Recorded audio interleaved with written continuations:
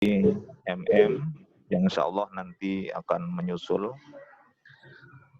Rekan-rekan senasib seperjuangan, alhamdulillah pada hari ini insya Allah kita untuk mata kuliah ini pertemuan yang terakhir di akhir Ramadan ini. Mudah-mudahan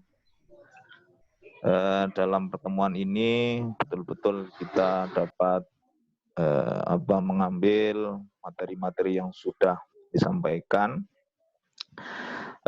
Dan di akhir Ramadan ini mudah-mudahan kita masih tetap semangat mengikuti perkuliahan ini, walaupun saya lihat ini tampangnya ada tampang yang sudah kepingin belanja dan sebagainya ini, kayak Bu Halimah ini, terus Bu Istifadah ini.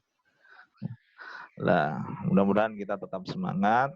Perkuliahan ini marilah kita awali dengan membaca suratul Fatihah. Mudah-mudahan apa yang kita pelajari hari ini dapat bermanfaat. Ala hadiniyah al-Fatihah. Alhamdulillahirrahmanirrahim. Ar-Rahmanirrahim. Maliki yaumiddin. Iyyaka na'budu wa iyyaka nasta'in. Ihdinas siratal mustaqim. Amin. Selanjutnya pada hari ini ada dua presentator. Presentator pertama ini adalah Al-Mukarram Ustadz Gus Isomuddin, kurang akeh ya, yang akan membahas tentang kurikulum structure, ya, kurikulum structure. Ya wis monggo, aku gak tini takon. Dan dilanjutkan oleh saya sendiri, Abdul Ghaffar, yang akan membahas tentang review buku dari Ralph W. Tyler yang berjudul How Can Learning Experience Be Organized for Effective Instruction? Bagaimana cara pengalaman belajar ini diatur untuk pengajaran yang efektif. Baik, untuk presentator pertama kami persilakan kepada Gus Isom, waktu dan tempat. Pak Isom habis baterainya. Masuk lagi. Masuk. Ya. Ini direkam ya? Recording iya. Siapa yang rekam ini? Saya, Pak. Oh ya. Host. Bagus. Buat kenang-kenangan. Nanti untuk kenang-kenangan. Tapi tidak lengkap ini informasinya ini. Mohon yang menyimak pakai laptop bisa menghubungi rekan-rekannya. Nyimaknya pakai laptop kan HP-nya tidak digunakan, monggo bisa dihubungi, mungkin diingatkan kembali. Sudah saya share link. Ini yang belum muncul, Bu Lulu, ya, Bu Nia, dan Diko. Sudah saya infokan yang belum masuk ada 3. Itu suaranya Bu Halimah. Dan Sandiko. Suaranya Bu Halimah. Pak Iso monggo. Suaranya sampean masih gak mangan 30 tahun.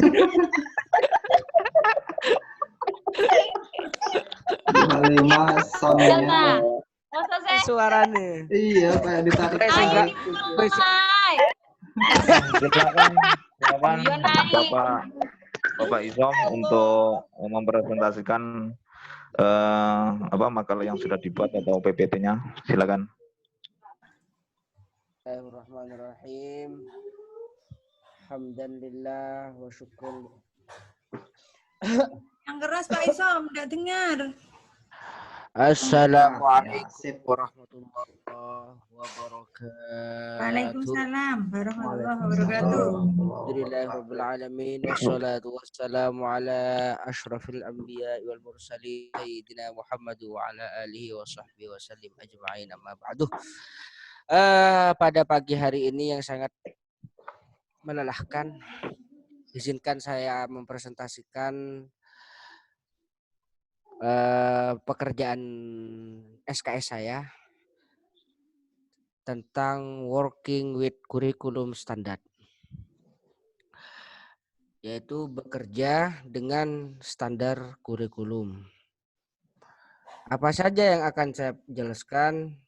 Yang pertama adalah prolog. Prolog itu artinya kata pengantar. Yang kedua, history of standard movement. Sejarah tentang perkembangan standar.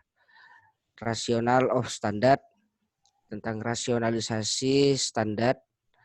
Issues of standard workers, problem atau isu yang terjadi bagi pelaksana standar. Gitu. Kita masuk dalam prolog.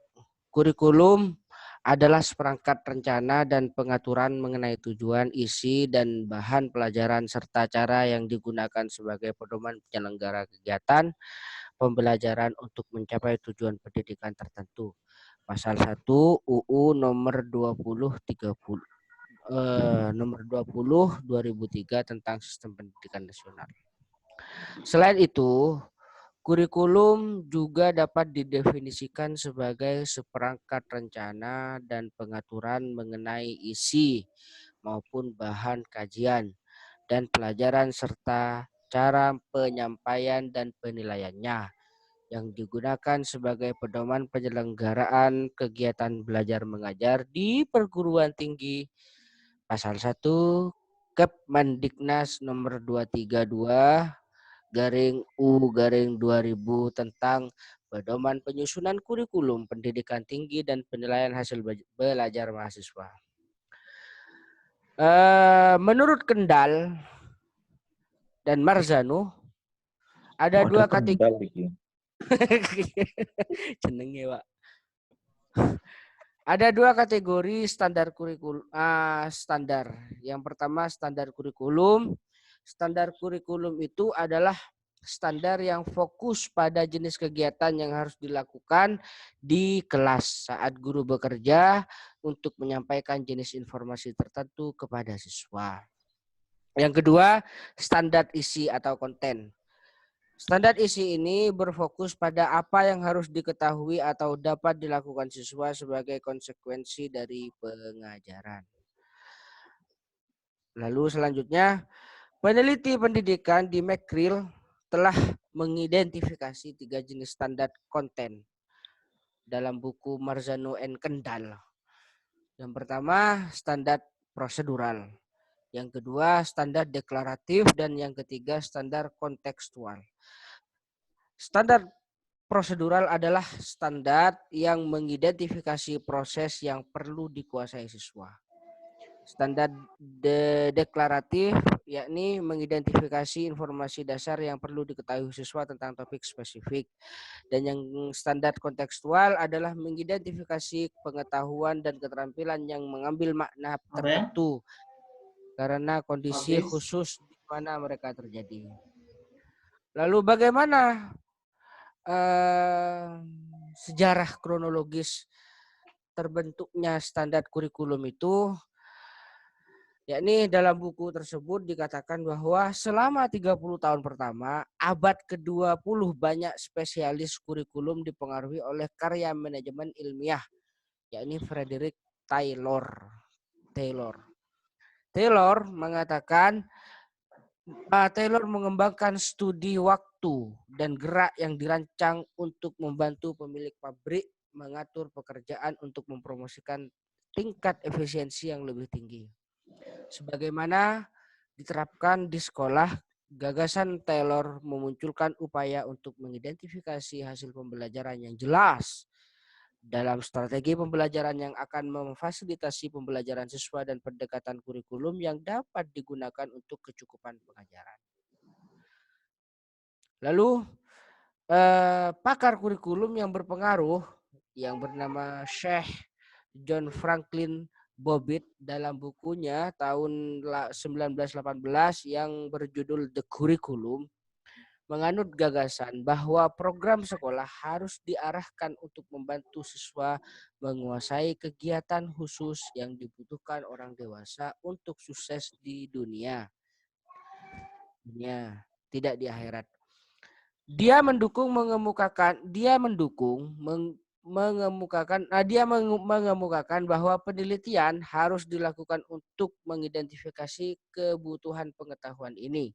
Setelah ini dilakukan tujuan pembelajaran dapat dirancang untuk memandu pengajaran di sekolah. Taylor tahun 1949 mengemukakan dalam bukunya dalam Basic Principle of Curriculum and Instruction bahwa spesialis kurikulum memiliki 4 tugas dasar. Yang pertama, untuk mengidentifikasi tujuan pendidikan sekolah. Yang kedua, untuk mengidentifikasi pengalaman belajar yang mungkin membantu siswa mencapai tujuan ini. Yang ketiga, untuk mengatur pengalaman instruksional dengan cara yang cocok untuk mempromosikan belajar. Yang keempat, untuk mengembangkan cara menentukan apakah pendidikan telah tercapai. Aduh, ada. Ada. Apa ada? Kiba ada Pak. Luna ada. Habis beneran. Baterainya habis balik. Baik, apa Ayo, Pak dianggap Moderator. cukup? Bagaimana, audien? Ayo langsung ganti Pak Gofar aja biar cepat selesai ya. Ya. Iya Pak Loh, Gofar. terus gimana kalau tanya ke Pak Isom? Ya, nanti Nanti tunggu. aja kalau Pak Nanti Isom, aja. Pak Isom masuk lagi nanti disambung Pak Isom. Sekarang udah ada Pak Isom ganti Pak Gofar Oke, langsung ya. siap. Lanjut Ya, Pak cepat Gofar. selesai. Opo ojo guyu Oke. soroku cilik dah. Baik, terima kasih rekan-rekan. Karena terkendala teknis, untuk presentator kedua saya sendiri. Di sini saya akan menjelaskan dari bukunya Taylor, Basic Principle of Curriculum and Instruction. Ini yang bagian ketiga, ini tentang bagaimana pengalaman pembelajaran itu diorganisasikan.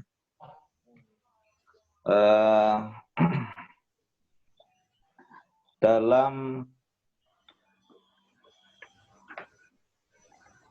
pembahasan ini ada beberapa pembahasan yang akan kita diskusikan, nanti kita bahas. Yang pertama kita akan membahas tentang what is mean by organization, yaitu apakah yang dimaksud dengan pengorganisasian atau organisasi. Tapi organisasi di sini bukan tentang organisasi politik, tapi membahas tentang organisasi kurikulum dan pembelajaran. Yang kedua, pembahasannya adalah kriteria for effective organization. Kriteria untuk pengorganisasian yang efektif. Yang ketiga, elements to be organized, elemen yang diatur. Yang keempat, pembahasannya adalah organizing principle, atau prinsip-prinsip organisasi, kurikulum atau pembelajaran. Yang kelima adalah structure, the organizing structure, ini struktur organisasi. Dan yang keenam, yang terakhir adalah proses of planning unit of organization, proses perencanaan dalam suatu unit organisasi atau pembelajaran di kelas. Baik, untuk pembahasan yang pertama, ini adalah membahas tentang what is mean by organization. Jadi, apakah yang dimaksud dengan organisasi? Dalam slide itu disebutkan bahwasanya organisasi dipandang sebagai masalah dalam pengembangan kurikulum karena efisiensi pengajaran. Dan sejauh mana perubahan besar dalam pendidikan itu terjadi pada peserta didik. Jadi sangat penting pengorganisasian kurikulum ini. Halo? Halo, lanjut. Bisa didengar? Lanjut, Bisa, tapi lanjut. udah mata-mata. Oh ya. Oke. Biasanya centar bahana ngono. Ya. Selanjutnya, agar pengalaman pendidikan itu menghasilkan efek yang kumulatif pada peserta didik, ini sehingga diatur sedemikian rupa, jadi diorganisasikan sedemikian rupa untuk saling memperkuat. Jadi di sini diorganisasikan itu artinya bagaimana pembelajaran menggunakan kurikulum itu sehingga diatur sedemikian rupa bagaimana pembelajaran ini lebih efektif dan lebih efisien. Nah, ini yang dimaksud dengan what is mean by organization. Selanjutnya, for effective organization. Kriteria pengorganisasian yang efektif itu bagaimanakah? Ini dalam bukunya Ralph Tyler, ini ada 3 kriteria yang dicantumkan. Yang pertama itu kriterianya adalah continuity, berkesinambungan atau berkelanjutan. Jadi pembelajaran di sini baik di tingkat kelas, ini kurikulum yang digunakan itu harus berkelanjutan. Salah satu contoh misalkan pada mata kuliah sains di SMA, ini kan ada biologi. Ini kan harus berkesinambungan biar tidak tumpang tindih. Misalkan di situ mempelajari tentang tentang manusia. Skemanya. Di sini kan harus kelanjutan. Pertama bentuknya terlebih dahulu, dilanjutkan dengan sel dan lain sebagainya. Ini yang dimaksud continuity. Yang kedua, kriteria effective organization itu adalah sequence.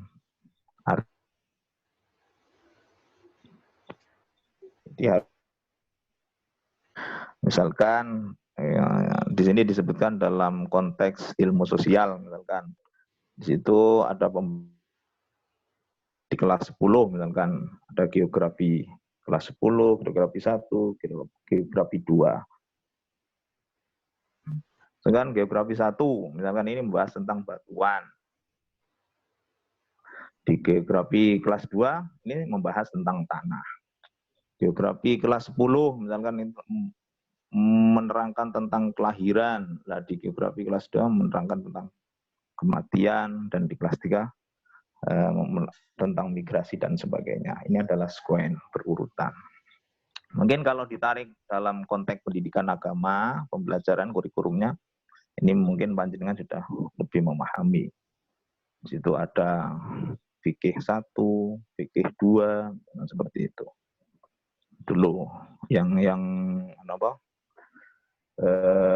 mungkin di pembelajaran di S1 misalkan di S1. Itu kan ada fikih 1, fikih 2 dan sebagainya. Yang ketiga, organization itu dalam bukunya Tyler ini adalah integrasi. Integrasi itu artinya jadi bagaimana mata pelajaran satu dengan mata pelajaran yang lain itu saling bersinggungan, berhubungan. Misalkan di sini dalam geografi mempelajari tentang bumi. Ini diintegrasikan, ternyata diintegrasikan dengan pendidikan agama. Islam misalkan. Nah, ini kan bagaimana Allah menciptakan bumi dan lain sebagainya. Ayo Bu Is Ini ngantuk. kriteria for effective organization. Selanjutnya Ayo melek. pembahasan yang ketiga, Oh, element to be organized. Di elemen-elemen dalam pengorganisasian atau yang diatur itu elemennya apa saja. Lah, di sini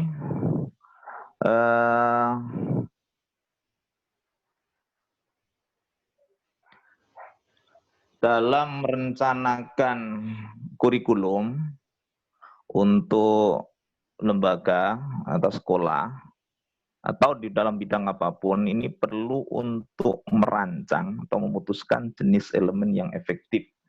Ini berfungsi untuk pengikat dalam sebuah organisasi.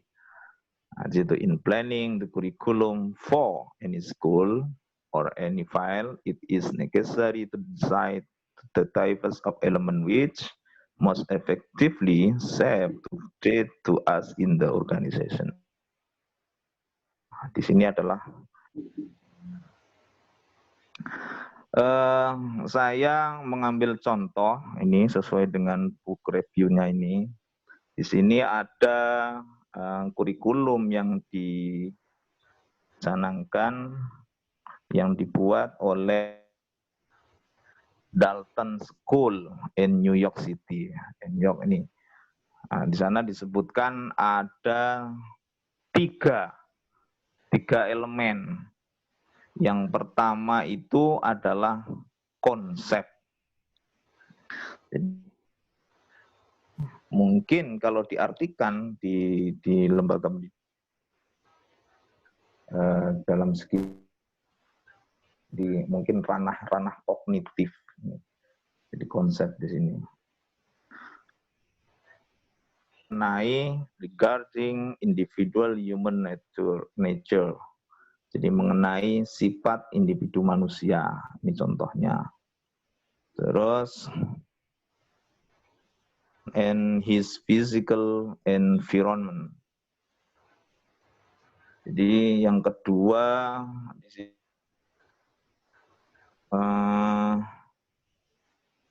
tentang kebutuhan manusia, jadi keinginan untuk maju. Ini regarding man and his social environment. Jadi keinginan hidup untuk lebih manusia dan lingkungan fisiknya. Terus selanjutnya membahas tentang manusia dan lingkungan sosial. Jadi ada tiga dalam konsep itu. Itu yang pertama, misalkan membahas tentang mengenai sifat individu manusia dan lingkungan fisiknya, dan manusia serta lingkungan sosialnya. Ini konsep yang dicontohkan di dalam Dalton School, New York City. Yang kedua, ini elemen yang diatur dalam kurikulum itu. Ini contohnya itu values atau nilai. Dan nilai yang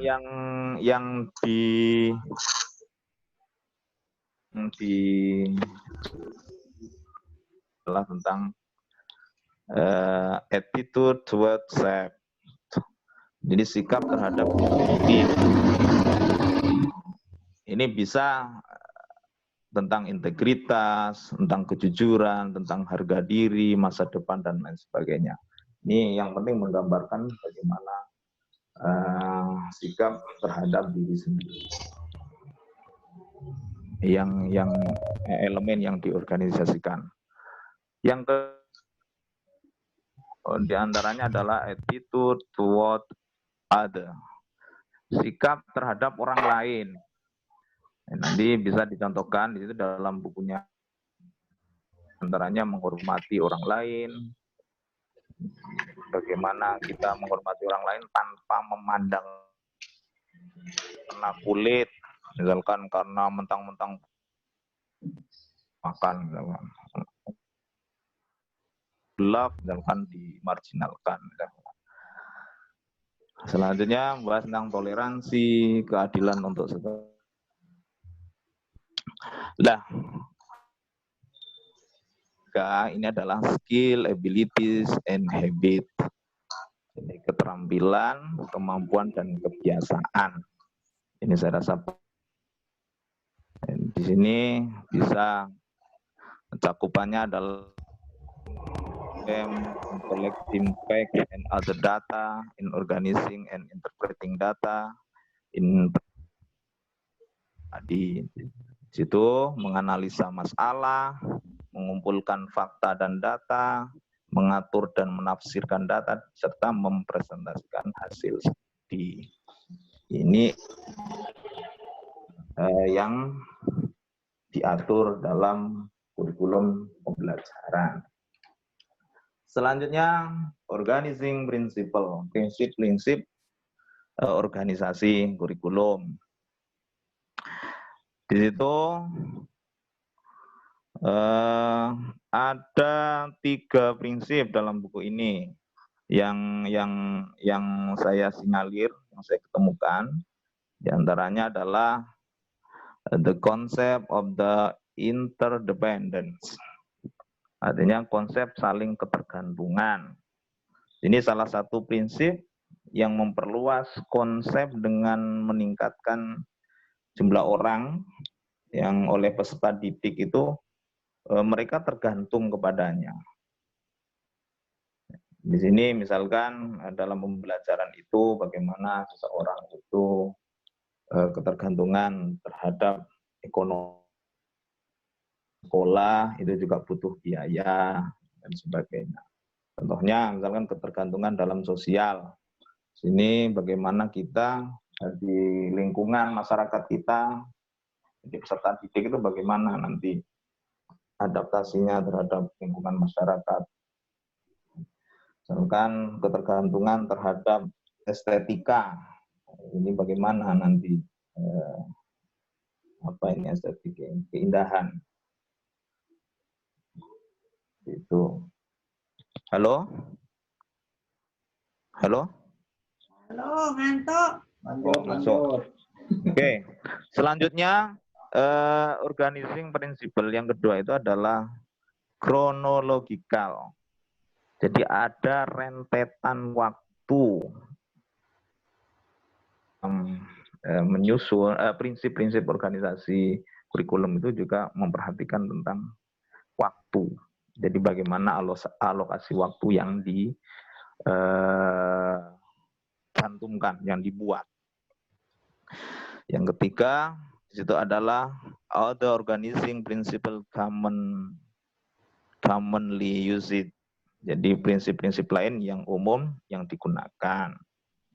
Di sini ada bagaimana meningkatkan luasnya praktek, bagaimana penerapan praktek, misalkan ini harus diatur sedemikian rupa, terus meningkatkan berbagai kegiatan dan sebagainya, termasuk prinsip-prinsip.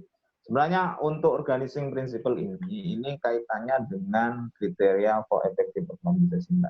Saya mengatakan kriteria itu termasuk bagian daripada prinsip tadi. Jadi ada kontinuitas, integrasi, dan sequence. Bahkan kalau saya munasabahkan, artinya saya cari referensi lain itu ternyata bukunya Tyler ini juga hampir sama. Ini bersinggungan dengan yang disampaikan oleh Nana Sauti Sumadinata. Kalau Nana Sauti Sumadinata itu untuk prinsip-prinsipnya itu ada relevansi, ada fleksibilitas, ada kontinuitas, ada praktis, dan efektivitas dalam prinsip-prinsip pengembangan kurikulum. Baik, selanjutnya pembahasan selanjutnya adalah organizing structure. Jadi pengaturan tentang kurikulum. Kira-kira strukturnya dalam mengatur kurikulum itu bagaimana dalam bukunya Tyler itu? Apakah buku ini sudah diterapkan di lembaga-lembaga kita yang ada di Indonesia, ataukah masih belum, ataukah sebagian yang mencukupi. Beliau di sini dalam bukunya bahwasanya struktur pengorganisasian kurikulum itu ada 3 level. Yang pertama, the largest level. Ini adalah level yang paling besar atau tertinggi lah. Ini ada spesifik subjek. Ada pelajaran tertentu. Jadi dalam menyusun itu, ada materi-materi tertentu yang diajarkan. Baik berupa geografi, misalkan sekolah umum itu ada sejarah, ada aritmatika. Yang kedua ada broad files. Bidang-bidang cakupan yang luas. Kalau tadi menyangkut pelajaran, kalau ini bidang. Jadi ada bidang studi sosial, ada bahasa, ada ilmu alam. Jadi bidangnya. Kalau tadi adalah berupa pelajaran, ini adalah menyusun dalam bidang. Selanjutnya, largest level ini adalah menyusun kurikulum inti. Jadi untuk pendidikan umum ada sendiri, terus ada pendidikan agama. Dan yang keempat, dalam largest level ini adalah struktur yang sama sekali tidak teridentifikasi. Di sini adalah kurikulum atau mata pelajaran yang kurang formal. Contohnya adalah eskul, ekstra, pramuka, study tour, dan sebagainya. Nah, ini kebetulan alhamdulillah saya membaca ini sedikit paham waktu ya karena prodi menyusun kurikulum itu ya di perguruan tinggi juga seperti itu. Ternyata ada kurikulum yang kajiannya itu ada keahlian, ada bidang, ada pilihan. Itu maksudnya ini ternyata sudah digunakan. Selanjutnya intermediate level. Ini ada level menengah. Nah, dalam tingkat menengah ini, di sini pembagiannya ada struktur kurikulum yang berurutan. Menyusun kurikulum itu secara berurutan. Itu tadi seperti yang di depan tadi sudah saya jelaskan. Di situ ada ilmu sosial 1, ilmu sosial 2, ilmu sosial 3. Seperti itu. Ada fikih 1, fikih 2, fikih 3. Seperti itu. Fikih 1 mempelajari tentang wudhu, fikih 2 mempelajari tentang sholat, fikih 3 mempelajari tentang muamalah dan sebagainya. Tingkat menengah ini, intermediate level ini ada 2. Yang kedua, tanpa direncanakan. Course the single semester or every unit without being planned. Being plan. Jadi tanpa adanya perencanaan. Ini misalkan di sekolah itu ada pembelajaran tentang sejarah. Nah, sejarah di sini ya yang materi yang diajarkan itu yang mengalir apa adanya tanpa perencanaan. Di kelas 10 ini mempelajari tentang sejarah kuno misalkan. Kelas sejarah. Ternyata di kelas 11 ini tiba-tiba mempelajari sejarah Eropa. Kelas 12, mempelajari sejarahnya Amerika atau sejarah Jawa, misalnya seperti itu. Ini tanpa direncanakan. Ini level yang menengah. Selanjutnya, the lowest level organization. Intermediate level.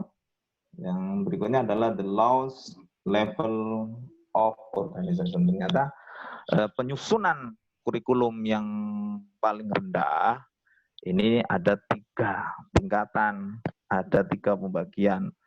Yang pertama itu adalah disebut the lesson, pelajaran. Ternyata penyusunan pelajaran itu masuk level yang terendah. Ini. Yang kedua ada topik. Ini menyusun pembelajaran melalui topik-topik itu. Ini termasuk level yang terendah. Dan yang ketiga, di bawahnya topik itu ada unit, bagian-bagian atau chapter yang kita kenal. Maksudnya dalam pembelajaran itu kan ada suruh ngerjakan chapter 1, chapter 2, dan ternyata pembelajaran levelnya level terendah itu. Nah, namun pada level-level tersebut ini tetap mempunyai kelebihan dan kekurangan masing-masing. Nah, berarti kalau kita ambil ini kan jelasnya tetap kita harus menyesuaikan dengan lokasi, keadaan, situasi dan kondisinya. Saya menyimpulkan demikian. Selanjutnya, the process of planning unit of organization. Jadi proses perencanaan di sini pembelajaran di kelas. Nah, ini bagaimana pembelajaran itu direncanakan. Di sini ada 5 hal yang perlu diperhatikan. Yang pertama, bentar. Ini slide-nya ketinggalan. Yang pertama, halo? Halo. Halo, ini yang menjawab kok Gusti Padasan. Yang lain mana? Halo, halo? Turu. Suara saya bisa didengar ya? Bisa dong. Bisa. Oke, Bisa oke. Pak, Bisa jelas didengar. dan Punya lantang, Kak lantang Umut. banget. Khawatir Punya saya Kak Umut, ngomong Pak, sendiri. Iya, Enggak, oke. punya aku takut berisik. Oke. Selanjutnya proses planning unit of organization. Jadi bagaimana proses perencanaan, ini pengaturan dalam pembelajaran itu. Ada 5 hal yang perlu diperhatikan. Yang pertama, di sini adalah menyetujui skema umum dalam organisasi pembelajaran. Ini kalau saya terjemahkan di sini, kita harus menyusun tujuan instruksional umum dulu. Biasanya kan itu ada TIU itu dalam pembelajaran itu. Kira-kira sampean mengajarkan ini, Pak Tamam misalkan mengajarkan materi sosiologi pendidikan. Kira-kira TIU-nya apa dulu? Seperti itu. Terus yang kedua, ini again, open the general organizing principle to be followed within each of the file decide on. Sini menyetujui prinsip-prinsip umum dalam perorganisasian yang harus diikuti dalam setiap bidang. Ya, saya istilahkan di sini setelah TIU itu dan instruksional umum, sebenarnya ada yang khusus. Jadi tujuan instruksional khususnya itu apa? Itu harus disusun, direncanakan. Terus yang ketiga, di situ adalah menyetujui jenis level terendah yang digunakan, apakah itu dengan pelajaran sehari-hari atau dengan topik berurutan. Ini saya melihat kita harus memilih pengalaman belajar yang bagaimana yang kita lakukan, seperti itu. Terus yang keempat, di situ adalah developing flexible plan or so-called such unit which will be in the hand of each teacher as he work with a particular group. Sini mengembangkan rencana pembelajaran yang efektif. Jadi pembelajaran yang fleksibel itu bagaimana? Ini jika di kelas, ini dibentuk kelompok-kelompok diskusi, dibagi per topik, maka guru bisa memilih topik mana yang akan dipakai terlebih dahulu. Jadi kelompok mana yang akan pada hari itu melakukan pengalaman pembelajaran.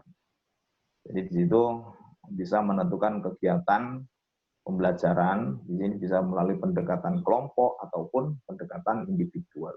Maksudnya seperti itu. Terus yang kelima, using fulfill teacher planning for the particular activities carried on by particular class. Jadi menggunakan perencanaan peserta didik untuk kegiatan di kelas. Artinya di sini siapakah orang-orang yang terlibat dalam proses pembelajaran itu? Apakah teacher center ataukah student center? Nah, ini kalau di Indonesia kan yang lebih cocok kan student center. Jadi di sini yang menjadi pusat pembelajaran itu adalah siswa atau peserta didik. Jadi 5 topik ini 1, 2, 3, 4, 5, 6 topik pembahasan kita ini mudah-mudahan dapat dipahami. Kalaupun tidak paham bisa ditanyakan, kita diskusikan. Mudah-mudahan ada hal positif yang bisa kita ambil dari review buku ini. Baik, terima kasih. Mungkin demikian yang dapat saya presentasikan. Yang terakhir ini, thank you for your attention. Terima kasih atas perhatiannya. Assalamualaikum warahmatullahi wabarakatuh.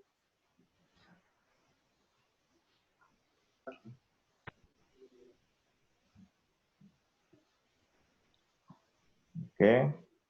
Terima kasih atas presentasinya Pak Gofar sama Pak Isom. Saya menggantikan moderator. Ya. Mungkin ada pertanyaan. Ini siapa ini yang ini? Pak Isom sudah masuk. Belum. Pak Pak Isom habis. Belum. Oke. Mungkin monggo. Saya nggak tanya, Pak. Oke. Oke, silakan. Mungkin ada yang menambahi atau mengurangi ataupun Coba bisa presentatornya hebat. PPT-nya semuanya berbahasa Inggris, Jos. Sebelum lanjut, saya mau menegaskan yang dibahas Pak Gofar terkait apa toh? Saya kok gak paham gitu loh. Judulnya itu apa? Loh. Terlalu berbahasa Inggris, Bu. Mohon maaf, saya bingung apa ini judulnya. Maklumlah saya Inggris Timur. Itu Udah nggak connect sudah. Benar, Bu.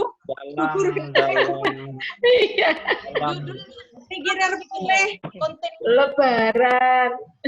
Dalam bukunya Ralph W. Taylor itu kan ada 4 topik yang dibahas. Ya.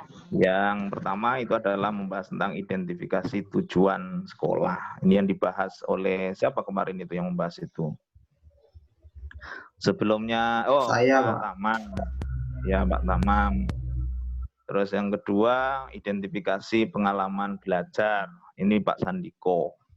Yang ketiga itu adalah membahas tentang bagaimana pengalaman pengajaran atau pembelajaran, Bu. Mengorganisasikan pembelajaran itu bagaimana, mulai dari kurikulumnya sampai kita perencanaan pembelajaran di di unit organisasi atau di kelas lah, seperti itu. Dan yang ketiga, sebenarnya yang terakhir ini adalah pembahasannya Pak Isom, itu identifikasi bagaimana evaluasi pembelajaran. Nah, ini kayaknya kasusnya sama dengan Sandiko. Ini sehingga tidak runtut nanti. Kok yang dibahas struktur kurikulum lagi gitu. Lari ke kurikulum. Punya Bu Ivana. Ya. Ya ini yang sehingga kita ada yang kurang gitu loh. Sebenarnya ini nyambung dalam bukunya Taylor ini seperti itu. Tapi kalau tidak nyambung ya nyambung. Tadi Pak Gofar dulu ya, membahas struktur itu dulu baru ya, evaluasi. seharusnya saya dulu membahas tentang pengalaman instruksional atau pengajaran. Makanya saya nggak nyambung gitu loh. Walah begitu gitu. toh. Oke. Ya, segera disambung, Bu. Sepertinya Biar nggak putus. Iya. Coba diawali Pak Cori dulu yang komentar kayaknya. Monggo Pak Cori. Silakan. Bisa komentar, bisa tidak sepakat, atau mungkin ada temuan lain dari bukunya Nana Saude Sukmadinata misalkan, atau bukunya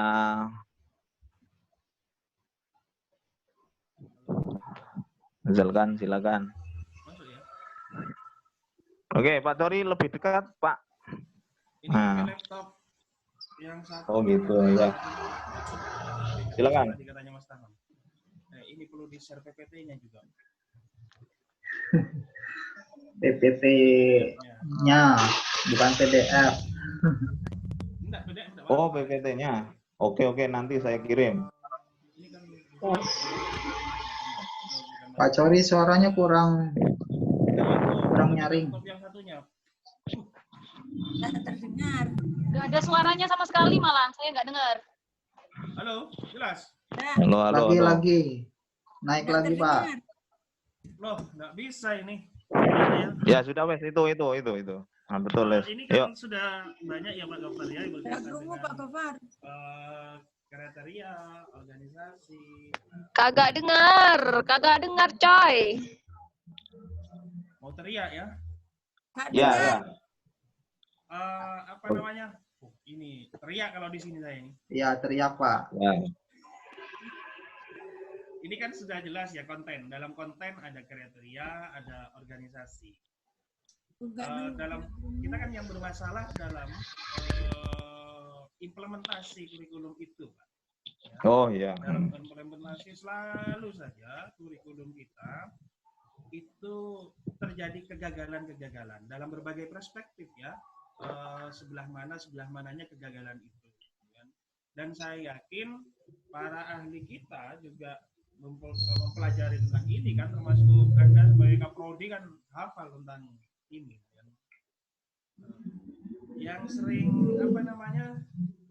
Yang sering terjadi kegagalan itu kan dalam melakukan proses organisasi kurikulum ke dalam proses pembelajaran.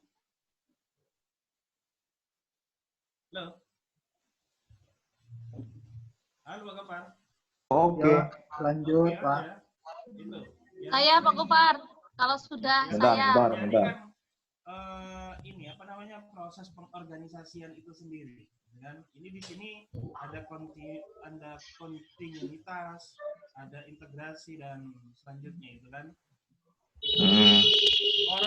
Orang UIN saja ya, orang UIN saja dalam persoalan katakanlah UIN itu kan ada istilah integrasi interkoneksi itu kan. Itu saja tidak seluruh dosen mampu melakukan proses integrasi keilmuan gitu kan dalam hal perpaduan antara ilmu umum dengan ilmu agama gitu kan. Paling-paling yang paham itu founding father-nya apa namanya ya, orang yang menyusun terhadap kurikulum itu atau yang memiliki ide tentang itu. Sementara dosen yang lainnya belum. Kenapa? Karena aspek keilmuan sama dengan saya dalam bidang keagamaan kurang gitu kan. Sementara kampus itu menghendaki tentang integrasi itu. Ketika menyampaikan satu materi umum, bagaimana kemudian masuk satu materi agama. Kalau Gus Isom mungkin kan ahlinya kan itu kan, semuanya ahli tentang semuanya itu. Jadi sering ganti dalam proses organisasi itu kemudian karena persoalan-persoalan SDM pada akhirnya itu kan, persoalan SDM lah. Pertanyaannya kemudian Pak Gofar sebagai Kaprodi ya, tidak hanya sebagai pemateri di sini untuk menyulam itu semua itu kan, untuk menyulam, untuk kemudian membatik itu kan, atau untuk menggaji katanya Pak Sandika itu kan, itu gimana kemudian menyulam hal yang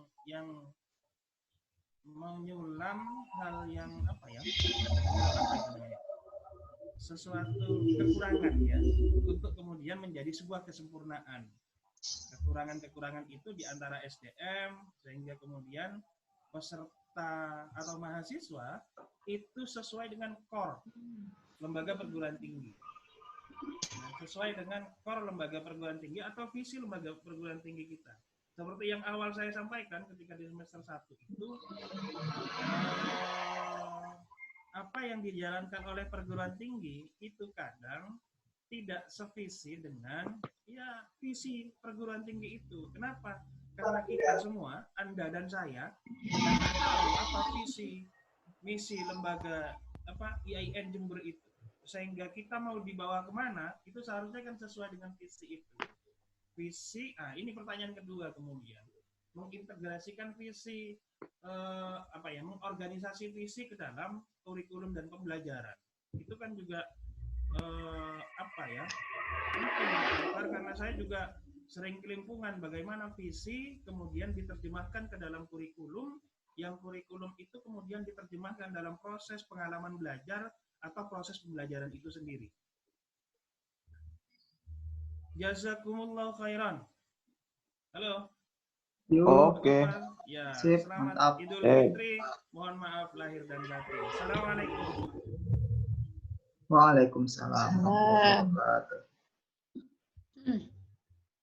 Tidak kedengaran Pak Cori. Monggo diulang lagi mungkin Pak. Bisa. Pertanyaannya. Pak Arianto, Menanggapi. Pak Arianto pertanyaannya cukup bagus. Mungkin Apa, satu-satu dulu aja ya, satu-satu dulu ya. Iya, iya. Wes monggo. Enak satu-satu dulu. Oke.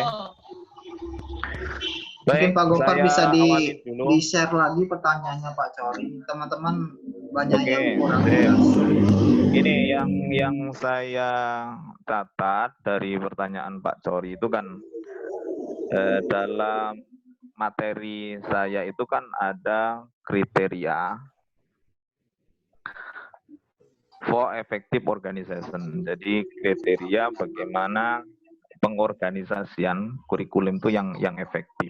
Di situ ada continuity, ada sequence, ada integration. Nah, di sini sebenarnya 3 konsep itu sudah bagus, sudah sesuai, sudah dirancang sedemikian rupa. Namun dalam implementasinya, lah ini terkadang hal yang dirancang tadi itu banyak terjadi kegagalan. Artinya itu hanya rancangan belaka gitu loh, tidak diimplementasikan. Saya menerjemahkan seperti itu.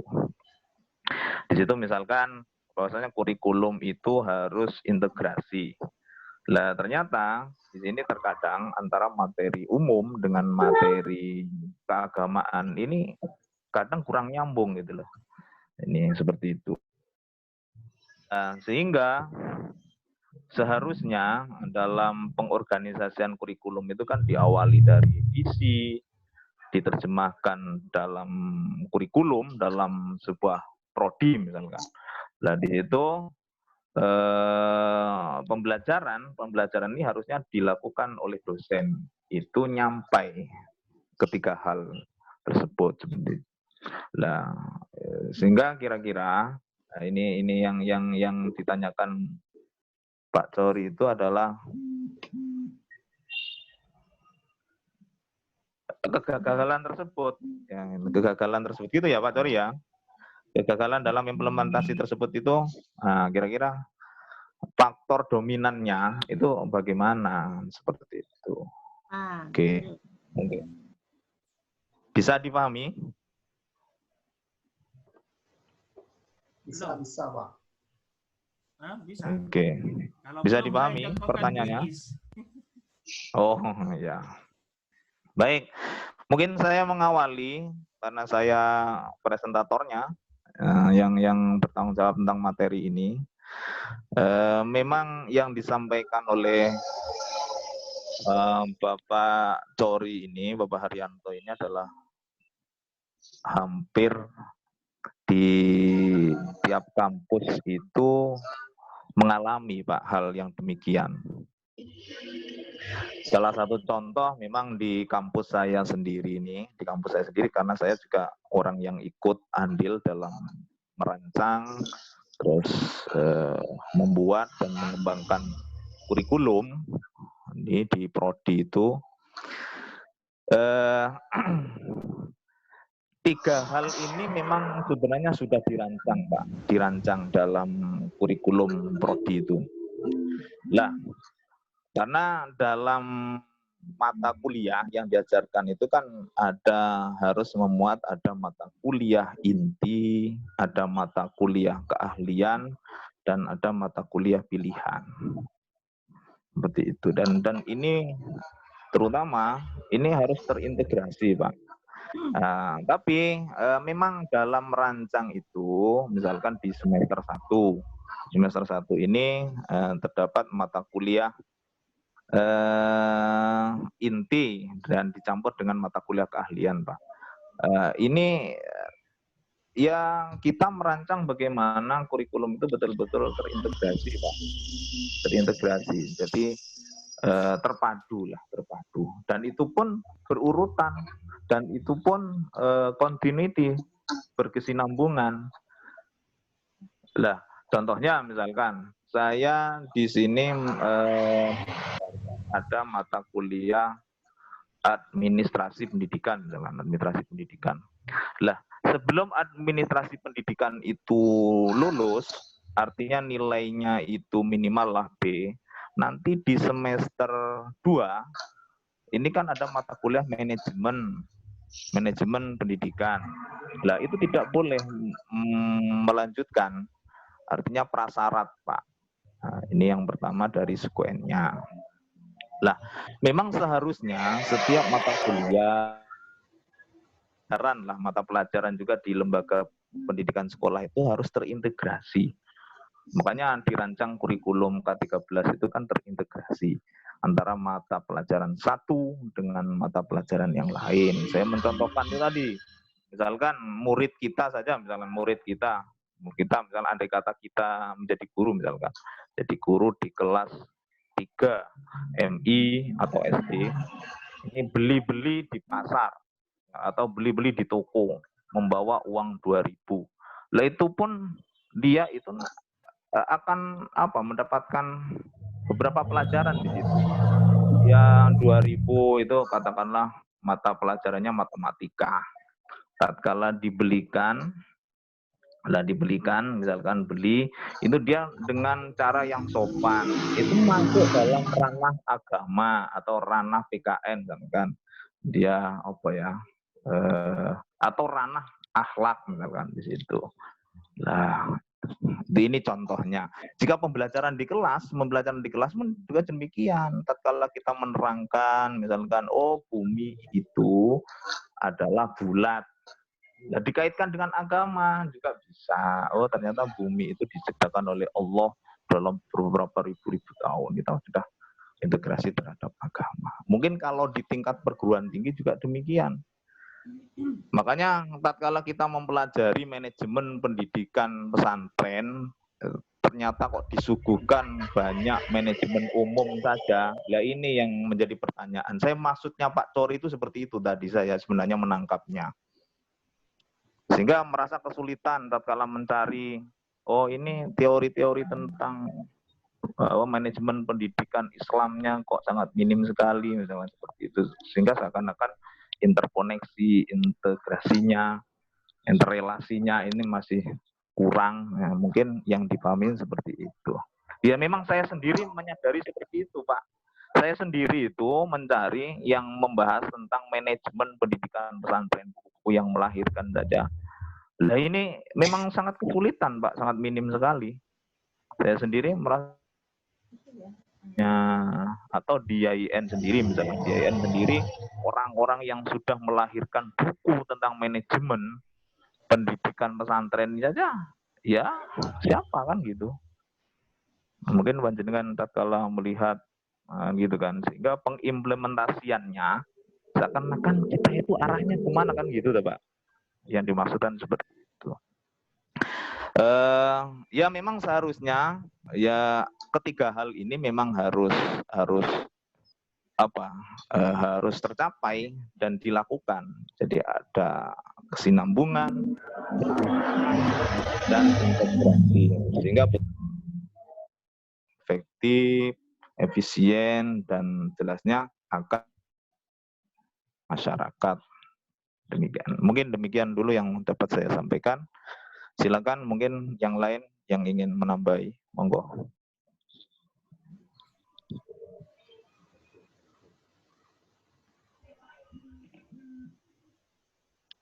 Atau Pak Cori memberikan sanggahan terlebih dahulu. Silakan. Moodnya di anu dulu, Pak. Sip. Sudah, Pak. Gofar. Ya, terima kasih. Karena itu kan memang Suaranya diangkat, Pak. Sorry. Iya, nggak bisa, Pak. Nggak bisa. Bentar. Oke. Kalau ini denger enggak ya? Kalau kayak gini ya? Nah, itu agak kedengeran itu lumayan. Ya? Lumayan. Sip. Ini headsetnya dibuka, akhirnya mic-nya laptop tak. Oke, laptop. Oh iya, diangkat aja laptopnya, Pak. Takut kena makan, Pak. Kan sudah akhir Ramadan, Pak, di Rukso. Itu. apa namanya, itu kan yang menjadi PR kita bersama, Pak. Nah, betul. Nah, ketika kemudian antara visi itu tidak menjadi kiblat perguruan tinggi yang bersangkutan, gitu kan. Sementara kenapa ada visi dalam lembaga? Karena setiap lembaga pendidikan perguruan tinggi apapun itu namanya memiliki excellence, keunggulan-keunggulan yang berbeda dengan lembaga-lembaga pendidikan yang lain. Itu namanya kalau di KKNI itu namanya kan penciri ya Pak Gofar ya. Penciri, kurikulum penciri. Itu kan, itu. Jadi istilah lain ada unggulan, excellent yang ada keberbedaan antara satu institusi. Ciri khas. Itu yang sering dengan. Sementara sekali lagi bahwa dalam prosesnya kita kadang sebagai dosen atau pimpinan di lembaga juga tidak terintegrasi juga. Betul. Diturunkan ke kurikulum. Seperti Bu Is mungkin nanti bisa memberikan satu pandangan bagaimana beliau sebagai seorang dosen katakanlah di kampus di IAIN itu. IAIN kan lebih oke daripada swasta ya. Iya. Kemudian melakukan proses internalisasi tujuan lembaga dengan tujuan pembelajaran itu sendiri, tujuan perkuliahan. Lembaga IAIN seperti apa inginnya berkaitan dengan lulusannya, sehingga tugas sebagai dosen itu kira-kira yang seperti apa. Karena ya kita share, karena ini kan berkaitan dengan pengorganisasian itu. Jadi efektif pengorganisasian dalam kurikulum begitu tidak mudah pada proses implementasinya. Terima kasih Pak Gofar. Oke, sip. Kalau di STAI Pak, di STAI Ataqwa itu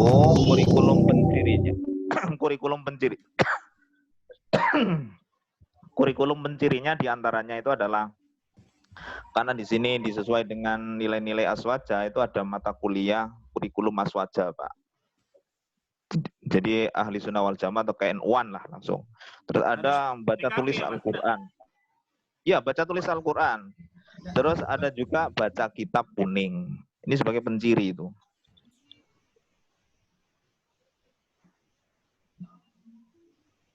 Oke, mungkin di IAIN Jember, silakan.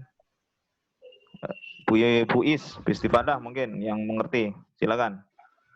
Untuk yang S1 lah, S1. Apa Pak? Gak fokus aku. Oh, ngantuk ini. Udah bubar. Bu Isterlena. Mungkin saya menambahin Pak Gofar ya. Oke, silakan. Seperti yang dijelaskan oleh kami ini.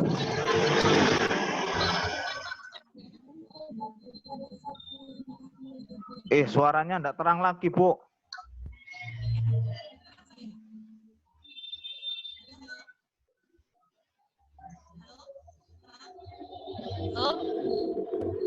Halo Pak Gofar. Oke. Sudah ya. Saya contohkan ini apa kurikulum ciri khas tadi itu loh. Contohnya misal UIN Malang ya. UIN Malang itu kan terkenal dengan kampus Ulul Albab ya. Nah di UIN Malang itu ada namanya mata kuliah Ulul Albab. Ya, kampus atau universitas Islam. Mata kuliah Ulul Albab tadi itu yang pertama. Kemudian yang kedua ada mata kuliah filsafat. Kemudian ada apalagi lupa saya. Ada beberapa mata kuliah yang wajib diampu oleh seluruh mahasiswa mau jurusan sekarang kedokteran ada termasuk kedokteran. Kemudian farmasi, termasuk sains, termasuk PAI itu ada mata kuliah wajib. Salah satunya Ulul Albab itu yang harus diampu oleh mahasiswa UIN Malang. Jadi kurikulum ciri khas yang ditampilkan di Malang memang mengarah ke Ulul Albab tadi itu, begitu, Pak. Tahu kalau di IAIN Jember saya kurang tahu, kalau di UIN Malang itu ada mata kuliah wajib Ulul Albab yang harus diampu mata kuliah agama lainnya yang mencirikan UIN Malang khususnya itu harus diampu oleh seluruh mahasiswa biasanya di semester awal itu harus di semester 1-2 mau di jurusan atau di jurusan agama seperti saya sendiri juga wajib begitu. Itu namanya apa? Nama mata kuliahnya apa? Mata kuliah Ulul Albab namanya. Oh, Ulul Albab. Ini penciri ya, semua prodi. Nah, semua prodi. Suami saya kan fisika, Pak Gofar. Fisika sama, gitu. Saya juga, saya di PAI. Sekarang kan di UIN sudah ada kedokteran, kemudian ada farmasi, pastinya juga sama. Karena itu di zaman saya pun sudah. Itu jadi materi apa, Bu? Jadi materi apa, Bu? Penciri, Pak. Yang saya ingat hanya itu sama filsafat, kemudian ada beberapa mata kuliah keagamaan yang harus diampu oleh seluruh mahasiswa, mau jurusan umum, nggak umum, pokoknya harus, termasuk yang ekonomi itu semua pokoknya Pak, tanpa terkecuali. Salah satunya saya ingatnya filsafat ilmu, kemudian mata kuliah Ulul Albab, kemudian apa gitu lupa saya. Jadi intinya ada beberapa mata kuliah yang menciri khaskan UIN Malang. Dan itu harus diampu oleh seluruh mahasiswa, mau dia latarnya apa, kemudian mau sama halnya ini Mahat itu kan wajib di UIN Malang Pak, wajib 1 tahun diikuti oleh seluruh mahasiswa mau jurusan apapun, wajib gitu. Kalau enggak mau di asrama berarti tidak diterima menjadi mahasiswa UIN Malang, sama dengan itu ciri khasnya UIN Malang begitu. Termasuk program bahasa Inggris. Arab Inggris ya. Ya, yang wajib diampu kalau bahasa Arab itu di tahun semester pertama selama 6 bulan, kemudian kalau 1 tahun Pak, PKBBA namanya itu bahasa Arab, semester 1-2 wajib, kemudian semester 3-4 itu PKBBI, bahasa Inggrisnya. Itu juga wajib, semua jurusan mau jurusan bahasa Inggris, nggak bahasa Inggris, sain nggak sain, PAI nggak PAI sama, harus mengampuni itu semua. Gitu. Ciri khasnya UIN Malang, mungkin itu dari saya, bisa ditambahkan oleh yang lain. Kalau masalah penciri itu saya kira perguruan tinggi manapun itu pasti ada dan itu beda-beda. Kalau misalnya seperti di Sukoharjo itu kan pencirinya Ahlussunnah wal Jamaah atau Aswaja atau ke-NU-an tadi, mungkin sama dengan yang Pak Gofar itu ya. Jadi semua fakultas, semua mahasiswa dari berbagai jurusan itu semuanya pasti ada materi Ahlussunnah wal Jamaah, dan itu terkait dengan visi misi dari perguruan tinggi itu sendiri. Mungkin yang Bu Halimah itu sama lah dengan yang tadi itu, dengan penciri. Ya, intinya sama itu. Iya. Ya mungkin di ranah implementasinya tadi itu yang nggak, kadang dosen pengampunya itu nggak sesuai dengan misinya. Nah, makanya itu di setiap lembaga kayaknya punya LPM ya. LPM baik di tingkat fakultas maupun di tingkat institut, di tingkat lembaga. Itu biasanya bisa dikontrol dari situ. Terus mungkin pentingnya brainstorming dari pimpinan itu untuk SDM pengajarnya itu mungkin perlu lagi. Jadi kadang ada dosen yang ini atau guru yang nggak ngerti apa sebenarnya yang diinginkan lembaganya. Kadang asal rekrut aja terus langsung disuruh ngajar gitu. Itu penting. Apalagi PDAM ya. Ponaan dulur anak menantu. Itu brainstorming melalui pelatihan seminar dan sebagainya. Monggo, kayaknya Bu Kurnia mau ngomong tadi itu. Apa Gofar? Saya mustami aja. Kalau sudah saya tanya, bisa boleh?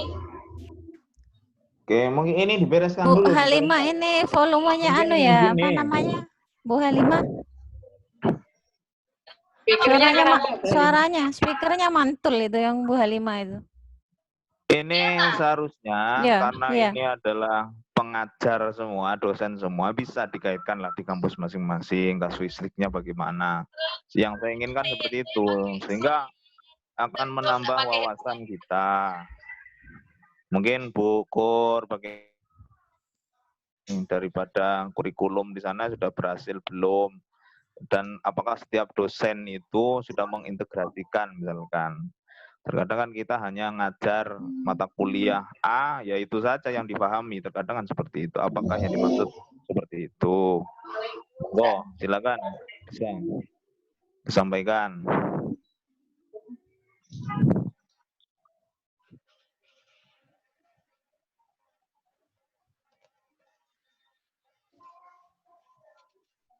Ayo, Bukur. Mana Bukur? Bukur. Ditunggu suaranya. Saya Mustami bertanya katanya. Nah, Ya. Fokus sambil No lebaran. comment. No comment sih. Gak fokus. Sama Bukur. Tanya. Ya, silakan. Oke, tadi saya sedikit mendengarkan apa roto kabut dikit gitu ya. Pak Gofar menjelaskan bahwasanya ada 3 elemen yang bisa dikembangkan dalam mengorganisasikan pembelajaran gitu ya. Ada konsep, values, kemudian skill, abilities, dan habit. Terkait fenomena sekarang ya, adanya pandemi itu menurut saya menggeser pembelajaran yang 3 yang jenengan jelaskan tadi itu Pak Gor. Salah satunya values, kemudian abilities, apalagi habit gitu kan. Hal-hal yang bersifat values berarti pembelajaran yang mengarah ke berbasis nilai gitu ya. Kemudian efektif lah mungkin sederhananya, kemudian habit, kebiasaan itu saya rasa itu bergeser gitu loh dari elemen-elemen yang panjenengan jelaskan tadi. Nah, lantas bagaimana termasuk pembelajaran mahasiswa loh ya, saya sendiri biasanya kalau misal pembelajaran secara tatap muka itu misal ada anak-anak yang pakai semir gitu ya, itu langsung saya tegur, itu kan masuk kategori pembelajaran values gitu ya. Kemudian misal ada anak-anak yang duduknya kurang sopan gitu, kita bisa langsung memberikan arahan. Bagaimana kalau saat ini tuh faktanya berbeda lagi. Pembelajaran semua berbasis daring, bahkan ujiannya daring. Semua sama skripsinya daring dan walinya juga daring semuanya. Bagaimana kita menggunakan 3 elemen ini dalam pembelajaran yang saat ini yang bahkan saya dengar katanya sampai akhir tahun ini pandemi masih ada, bahkan akan selamanya gitu. Akan menjadi sahabat kita yang namanya COVID. Janganlah. Hanya sementara, Bu Halimah. Jangan selamanya. Semester depan kita sudah ketemu lagi, makan bakso lagi. Nah, cocok. Bakso ceker. Diperpanjang gimana? Community itu loh, itu katanya ya, bahwasanya akan dibiarkan oleh pemerintah, bahwasanya si COVID itu menjadi sahabat kita. Walima siapa yang menang?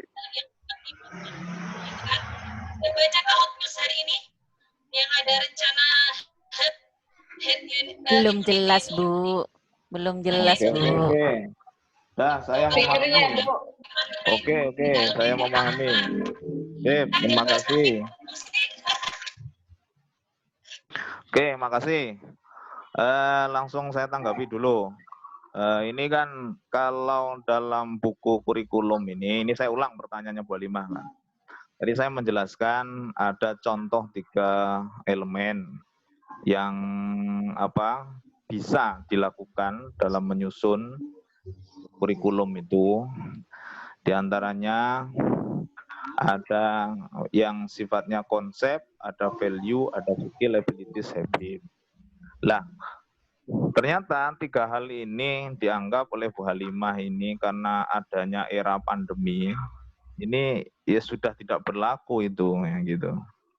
Sehingga mungkin ada konsep redesain tentang kurikulum pembelajaran itu bagaimana seharusnya kan gitu. Baik, saya tanggapi. Sebenarnya 3 hal ini masih harus tetap kita lakukan, cuman ada beberapa poin saja mungkin yang tidak bisa untuk dilakukan. Kalau dari segi apa pembelajaran itu kan sebenarnya kita itu di era pandemi ini sudah anjuran daripada Kemendikbud itu kan sudah merdeka belajar. Jadi artinya ini sudah otonomi perguruan tinggi, bagaimana mengkonsep pembelajaran itu. Saya kemarin mengikuti yang ngobras itu, Bu, ngobras dengan tokoh-tokoh. Nah, diantaranya di situ Profesor Dr. Askal itu menjelaskan bahwasanya memang seharusnya perguruan tinggi ini untuk kurikulum COVID-19 ini harusnya ada panduan dari pemerintah, kan seperti itu. Lah namun lah kalau nunggu panduan dari pemerintah, lah ini lama karena kan nanti sifatnya nasional dan dilakukan diberlakukan kebijakan itu secara nasional, tidak hanya 1-2 kampus saja. Sehingga ini, kalau kita ingin cepat, misalkan untuk mengatasi COVID-19 ini dalam konteks pembelajaran kita, bagaimana triknya, itu sudah dipasrahkan oleh kampus kita masing-masing. Sehingga hemat saya, ini kemarin gini, yang terpenting nanti dalam kurikulum pembelajarannya itu 60% itu nanti untuk prodi gitu loh. Yang 20% itu untuk lintas prodi, yang 10% ini penciri perguruan tinggi. Nanti persentasenya seperti itu. Ini menurut Profesor Dr. Askal Salim. Untuk teknisnya itu dipasrahkan kepada perguruan tinggi. Dan nanti bagaimana perguruan tinggi ini mengolah cara istilahnya blended learning itu, atau dengan sistem pembelajaran daring itu atau virtual. Nah ini bagaimana cara pengelolaannya? Cuman ini memang seharusnya kalau kalian pernah baca itu di Kemenak itu ada edaran tahun 2018. Lah pembelajaran itu memang seharusnya sudah menggunakan blended, Bu. Sehingga tatkala ada kasus seperti ini tidak kaget gitu loh, tidak kaget. Termasuk di kampus saya sendiri pun, karena kita masih sering mengandalkan tatap muka seperti itu. Tatkala kena gini, wah sudah banyak mahasiswa yang katanya ya tidak ada fasilitas, tidak punya HP, tidak punya paketan dan lain sebagainya. Yang kedua, dosennya sendiri ada sebagian yang tidak paham IT, tidak paham Zoom dan tidak, ya rata-rata yang STW lah, yang STW itu kan rata-rata tidak memahami tentang itu. Tapi sebenarnya kalau mau belajar pun bisa sebenarnya. Lah sehingga yang diharapkan itu di sini pembelajaran ini bagaimana perguruan tinggi itu bisalah mengelola, terutama SDM-nya, para dosen ini diadakan mungkin lah sesekali diadakan pelatihan bagaimana cara menyampaikan pembelajaran sistem ini, sistem sistem daring seperti ini, sehingga bagaimana bisa dipahami. Ya, untuk 3 hal tadi itu elemen itu memang ada beberapa yang tidak tercover, betul. Misalkan di situ tentang value, tentang nilai-nilai. Ya karena memang kita tidak berkaitan langsung misalkan, tapi tetap kan kita harus mencantumkan 3 hal itu. Ya bagaimana lah, walaupun kita tidak tatap muka, nanti kan kita lihat, misalkan dari segi kedisiplinan, itu kan ada nilai-nilai value. Nanti perkuliahan dimulai jam 9 sampai dengan jam 10 kan kita lihat, oh ada yang masuk atau tidak seperti itu kan kita lihat dari sana. Itu nilai-nilai value-nya kan ada di sana. Mungkin sementara itu dulu, silakan bagi yang lain. Silakan mungkin ada yang Halo, assalamualaikum. Salam. Ini Pak Sofyan katanya nggak bisa ikut karena masih belum selesai kegiatannya di masjid. Oh iya, enggak apa-apa. Nanti rekamannya disampaikan. Rekamannya disampaikan. Gimana? Rekamannya Ini HP-nya siapa sih? Aduh. Bu rekamannya Pak Tama.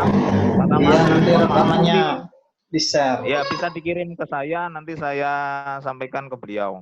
Siap. Apa, Bu Is? LMS-nya. Minta LMS-nya Pak Sofyan sendiri yang ngisi katanya untuk 2 kali pertemuan ini. Oh gitu, ya sudah. Oh ya sudah. Ya, disampaikan mohon maaf sebanyak-banyaknya untuk teman-teman katanya tidak bisa ikut untuk perkuliahan hari ini. Terima kasih. Cantik. Sampai ketemu. Iya. Oke, jangan sampai ketemu dulu, kita bahas ini. Ini penting ini. Mungkin di kampusnya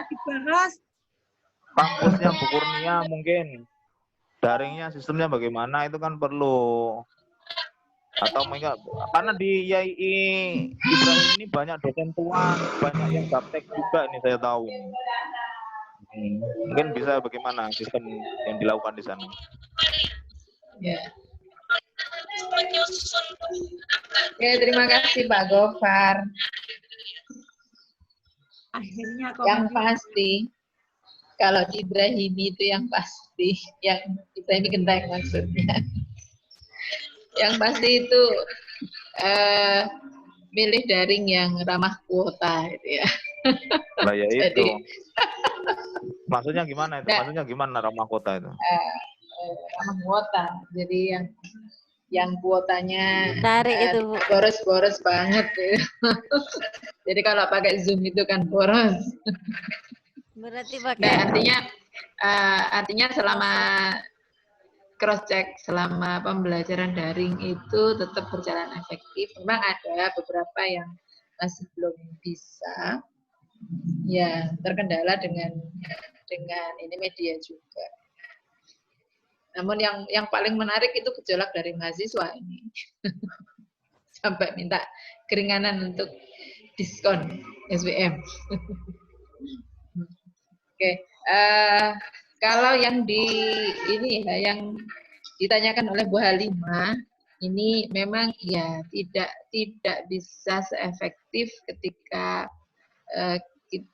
melaksanakan perkuliahan atau pembelajaran secara offline, secara tatap muka langsung. Ya, namun sebenarnya seperti diskusi-diskusi kita sebelumnya, untuk daring itu kan hanya daring itu media ya, media. Jadi apakah itu via WhatsApp, via yang lain, Zoom dan lain-lain, itu hanya sekedar media pembelajaran. Namun untuk konten pembelajaran itu masih tetap memasukkan 3 ranah itu. Kalau bahasanya Pak Gofar tadi pakai istilah apa tadi Pak? Ada values, ada konsep, values dan skill ya. Nah, ini ya. Ada pengalaman pembelajaran yang menarik juga di madrasah yang kita dampingi itu luar biasa, sangat efektif. Memang awal-awal sempat gagap juga karena memang belum terbiasa, betul yang dikatakan oleh Pak Gofar. Namun setelah berjalan lama, nah ini juga ada kerjasama yang bagus antara pihak sekolah dengan orang tua, karena kesadaran pendidikan orang tua juga cukup tinggi, sehingga kurikulum atau materi-materi yang merupakan bagian dari kurikulum itu bisa tersampaikan secara maksimal. Dan kemarin hasil dari ujiannya itu juga 100% mereka bisa mengikuti. Nah, di sini juga lagi-lagi kembali kepada sekolah atau kepada kampus ya, bagaimana bisa memfasilitasi kegiatan tersebut, kegiatan pembelajaran itu dengan baik. Misalnya kalau di madrasah yang saya contohkan itu, ketika ada kendala HP, ada yang tidak punya HP atau tidak punya paketan, maka sekolah juga memfasilitasi untuk itu. Karena di sekolah ada WiFi, ada beberapa anak yang bisa hadir di sekolah untuk memanfaatkan WiFi di sekolah. Nah, aktivitas yang terkait dengan values, misalkan sikap dan skill-nya. Nah, itu juga bisa tersampaikan dengan kerjasama orang tua.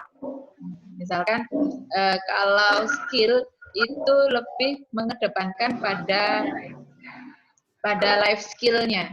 Jadi bagaimana peran anak untuk membantu aktivitas orang tua. Terus kemudian ya di rumah. Terus kemudian aktivitas kalau terkait dengan keterampilan yang berhubungan dengan tema-tema pembelajaran, nah itu juga diberikan tugas yang kemudian berupa tagihannya itu berupa portofolio, ya. Jadi hasil kerja mereka difoto dan dikirim ke gurunya, walaupun itu lewat WhatsApp yang sementara ini ramah kuota. Jadi nah, kemudian untuk efektifnya juga tetap kita tanamkan di situ. Misal menyediakan form kontrol ibadah. Nah, ini juga efektif. Terbukti anak saya itu ketika orang tua tidak susah-susah lagi memberikan pressure kepada anak-anak untuk aktif dalam beribadah, terutama di bulan Ramadan ini. Misal ada di situ ada kolomnya tadarus, tarawih dan seterusnya. Nah, itu orang tua ketika mengingatkan, ya udah nggak apa-apa kalau nggak ikut nanti berarti kolomnya kosong. Itu udah langsung ya. Takut. Ya. Langsung dia termotivasi untuk melakukan kegiatan. Nah, ini bisa tergantung strategi yang digunakan. Nih, lagi-lagi kembali kepada strategi pembelajaran yang bisa digunakan dengan media daring itu tadi. Nah, jadi bagaimana upaya sekolah atau kampus itu sendiri untuk bisa memasukkan 3 ranah tersebut dalam kegiatan pembelajaran. Terima kasih dari saya. Sip. Terima kasih. Mungkin ada yang lain yang mau memberikan tambahan? Atau tidak sepakat? Udah, belum? Ini waktu sudah pukul berapa ini? Waktu sudah menunjukkan pukul 10 kurang 9.50. Ya, betul. 9.50. 9.50 ya, dicukupi pukul 10 lah kita, dicukupi pukul 10. Monggo, masih ada sisa Pak Isom waktu. nggak jadi presentasi, Pak Isom. Udah tadi separuh jalan. Habis baterainya, Bu. Oke. Mati pemadaman Bu Kurnia. Iya, saya telat. Mungkin penanya gimana Bu Halimah? Bisa dipahami atau mungkin ada hal yang perlu disampaikan? Cukup. Oke. Yang lain, Bu Istifadah?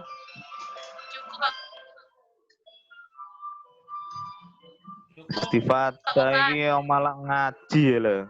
Engko ngajine. Pak. Hanya masuk kuliah ini kapan? Masuk kuliah kapan ini? Jadi tanggal 5. Bagaimana? Baik, kalau ini diakhiri, kita akhiri dulu. Kita mungkin ngobrol-ngobrol lagi tentang selain dari topik ini, bisa masuk lagi saja. Karena ini direkam kan. Ini mungkin ditutup dulu, Pak. menjadi catatan ya, menjadi catatan atau kenang-kenangan kita pada waktu presentasi daring. Karena ini di recording. Mungkin kita tutup dulu, kita keluar, masuk lagi pakai punyanya Pak Tamam tadi, kita lanjutkan dengan diskusi bagaimana selanjutnya. Pak Tamam, Gitu ya. materinya di WA ya. Oh, Pak Tamam, Pak Gofar, materinya bisa di WA ya. Ada itu. Oh iya. Iya. Oke. Biar ada kita mungkin untuk diskusi kita hari ini kita sudahi, kita akhiri. Mudah-mudahan apa yang kita diskusikan, ada 2 presentator tadi, ada 2 topik yang kita bahas, ini dapat kurang lebihnya Sandiko saya baru masuk. Saya selaku moderator dan selaku materi, mohon maaf bila ada hal-hal yang kurang berkenan. Wallahul muwaffiq ila aqwamit thoriq. Assalamualaikum warahmatullahi wabarakatuh. Waalaikumsalam warahmatullahi wabarakatuh. Waalaikumsalam warahmatullahi wabarakatuh. Atau recordingnya saja dimatikan, Mbak Tamam. Kita langsung ngobrol kan bisa.